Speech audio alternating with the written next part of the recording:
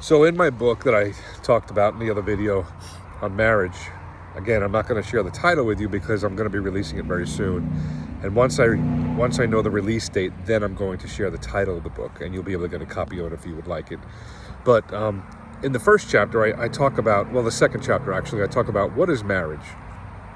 And, you know, in today's world, obviously, there's multiple definitions in a lot of people's minds of what marriage is, but really, genuinely, what it is, it's a commitment, okay?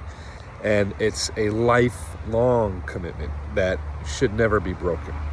And obviously, in the world we live in, it's broken many times in all different places, and not necessarily something that we like to talk about, but basically, it's part of life. But it's possible, extremely possible, to avoid any kind of separation and divorce. It's not necessary in many cases, but there are ways to get around it and not have to deal with it in terms of, you know, separation. And a big part of that is just understanding the commitments that you're doing. You're in a commitment to not just be a life partner to another person, but you're also there to help that other person to grow. And if you're not willing to help them grow, what are you doing? You have to help yourself grow. Obviously, you have to grow inside.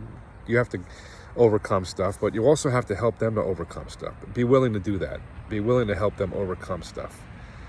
And a lot of times it just means you have to just have a conversation and just listen to what's on their heart. And I highly recommend you let that happen. Make it happen, because you could do it.